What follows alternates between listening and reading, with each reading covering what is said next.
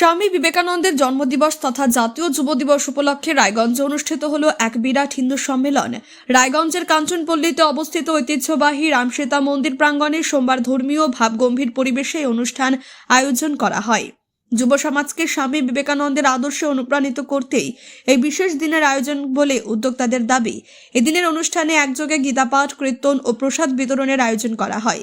প্রায় শতাধিক মানুষ একসঙ্গে বসে শ্রীমদ্ ভগবদ গীতার পাঠে অংশগ্রহণ করেন, যা এক অনন্য আধ্যাত্মিক পরিবেশের সৃষ্টি করে। অনুষ্ঠানস্থলে উপস্থিত ভক্ত ও অংশগ্রহণকারীরা স্বামী বিবেকানন্দের জীবন দর্শন, মানব সেবা ও যুব সমাজের প্রতি তার আহ্বান নিয়ে আলোচনা করেন।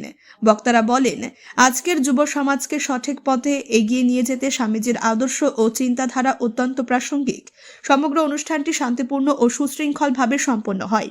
আয়োজকদের পক্ষ থেকে জানানো হয়, আগামী দিনে এই ধরনের ধর্মীয় ও সামাজিক অনুষ্ঠানের আয়োজনের মাধ্যমে যুব সমাজকে ঐক্যবদ্ধ করার চেষ্টা চালিয়ে যাওয়া হবে। অনুষ্ঠান সম্পর্কে বিস্তারিত তথ্য তুলে ধরেন কৃষ্ণেন্দু দাস। আমার নাম হচ্ছে কৃষ্ণেন্দু দাস। আমি এখানকার এই যে উপনগর, এই উপনগরের বাসিন্দা।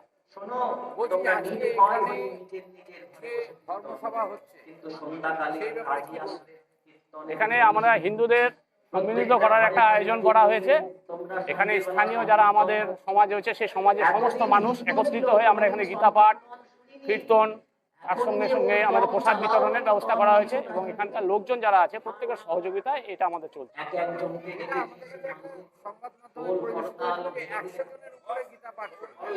একশোর উপরে গীতা পাঠ আছে, এই যে এখানে স্থানীয় মানুষ যারা বসে আছে 100-র উপরেই হবে। আরো আস্তে আস্তে লোকজন, ভক্তজন এখানে যোগদান করবে।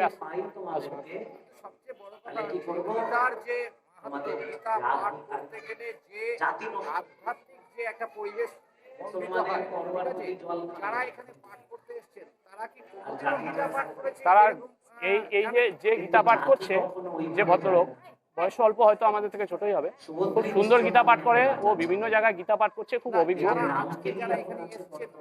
তারা তো কপি দেওয়া হয়েছে। বিষয়টা এইভাবে করা হয়েছে, যদি গীতা পাঠটা সবাই সবার মতো করে করে তাহলে একটা বিশৃঙ্খলার সৃষ্টি হতে পারে। সেই জন্য যিনি গীতাটা পাঠ করবেন, মূল পাঠক, তার সঙ্গে সঙ্গে সেটা লিড ফলো হবে। ফলে কি হবে, একটা সুষ্ঠুভাবে গীতা পাঠের পরিবেশটা তৈরি থাকবে। যারা গীতা পাঠ কোনোদিনও করেন, গীতা শব্দের অর্থ যারা জানেন, তাদের হাতে যদি এই লিফলেট দেওয়া হয় তাহলে অপাত্রে ঘি। এবার বিষয়টা হচ্ছে ওইভাবেই করে দেওয়া হয়েছে। উনি শ্লোকটা নির্বাচন করে নিয়েছেন, প্রত্যেকের হাতে কপি দেওয়া হয়েছে। তাদের মধ্যে ভাবটা জাগরণ করার জন্যই আমাদের এই অনুষ্ঠানটার আয়োজন করা এবং বিভিন্ন জায়গায় অনুষ্ঠানটা আমাদের আয়োজন করি।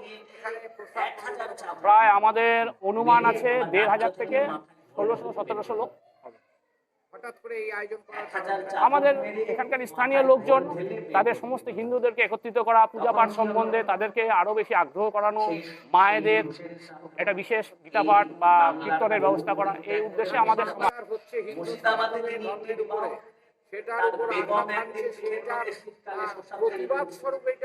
না, আমরা কোনো প্রতিবাদে যাচ্ছি না। এবার যদি হিন্দুদের নিজেদের মনোভাব থাকে তাহলে সেটা তাদের মধ্যে থেকে এমনি এমনি জাগ্রত হবে। আমরা শুধু তাদেরকে একত্রীকরণের চেষ্টা করছি। এখানে কত লোকের রান্না হচ্ছে? এখানে প্রায় 3000 লোক। 3000 লোকের রান্না হচ্ছে। তো আপনারা কয়জন মিলে এই রান্নার কাজে? 5 জন। কখন থেকে শুরু করেছেন? 5টা থেকে শুরু করেছেন। কি হচ্ছে এখানে? এখানে খিচুড়ি হচ্ছে, তরকারি হচ্ছে, এই 3000 লোকের রান্না কতক্ষণে শেষ হবে? 4টা। বিকাল 4টা।